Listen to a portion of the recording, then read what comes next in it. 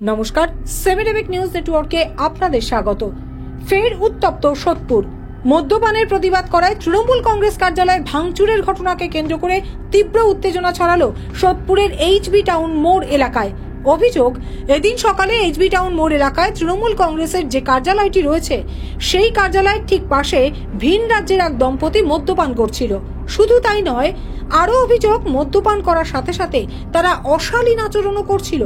সে সময় ওই কার্যালয়ে উপস্থিত তৃণমূল কংগ্রেস কর্মীরা সেই ঘটনার প্রতিবাদ করলে মারমুখী হয়ে ওঠে দম্পতি। তবে কিছুক্ষণ পরেই সেখান থেকে চলে যায় তারা। এরপরেই সন্ধে নাগাদ ফের চড়াও হয় ওই দম্পতি।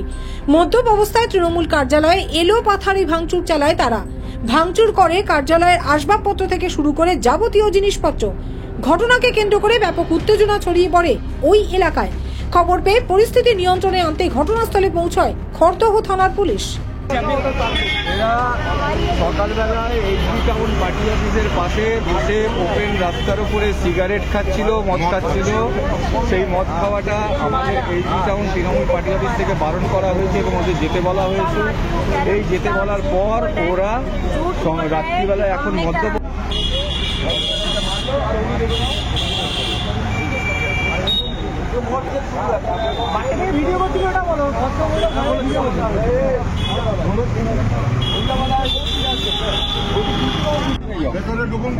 दादा करेছেন কেন दादा কি করেছেন আপনারা आप क्या किया आपने क्या किया कुछ नहीं किया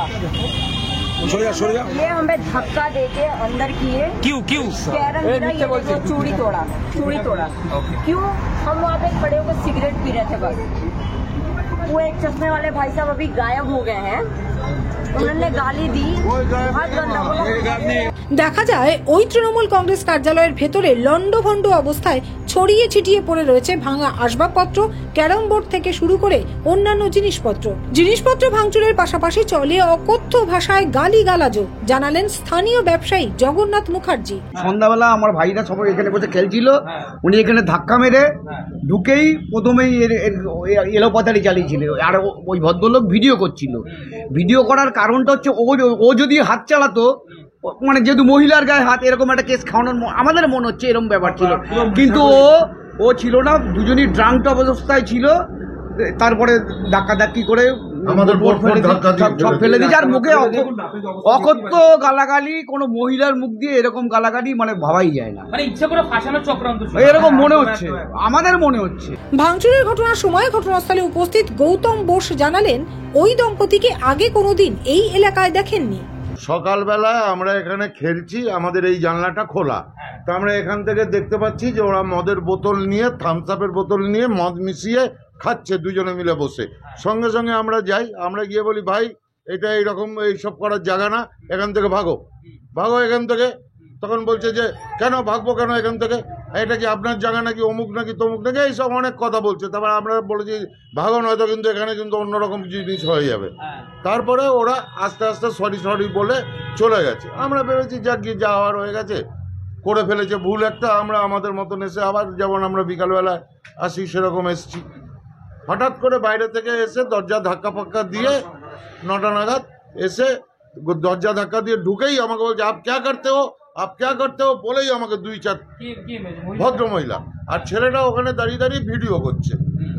তাই মানে ক্যা কর রা হ্যায় এই বলতে বলতে এসে আমাদের বোর্ড ধাক্কা ফাক্কা দিয়ে ফেলে দিয়ে আমরা পুলিশকে কল করেছি। সঙ্গে সঙ্গে গোলা থানা, খড়দা থানাকে জানিয়েছি, ওনারা এসে নিয়ে চলে গেছে। শুনুন, আতঙ্কিত বলে ব্যাপার না, আমি তো স্ট্যান্ড হয়ে যাচ্ছি যে এরকম কিছু করা যেতে পারে। হ্যাঁ, এরকমই একটা, হ্যাঁ তাই তো মনে হচ্ছে যে একটা কিছু ওদের পরিকল্পনা। কেন মদ খেতে বারণ করেছি, মূল ব্যাপার ওইটা। ওরা রাস্তাঘাটে মদ খাবে, সিগারেটও খেয়েছে দুজনে বসে বসে। আবার বলছে আমরা স্বামী স্ত্রী বলে ওর দাবিও করছে। কোনো স্বামী স্ত্রী ভদ্রবাড়ি, হ্যাঁ আমি কিন্তু ওদের সম্বন্ধে জানি না, চিনি না, কোনোদিন দেখিনি, এই প্রথম। সোদপুর থেকে রাজাদের রিপোর্ট, 7 নিউজ নেটওয়ার্ক।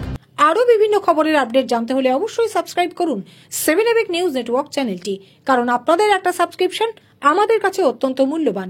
পাশাপাশি অবশ্যই ফলো করুন আমাদের হোয়াটসঅ্যাপ চ্যানেলটিও। জয় হিন্দ।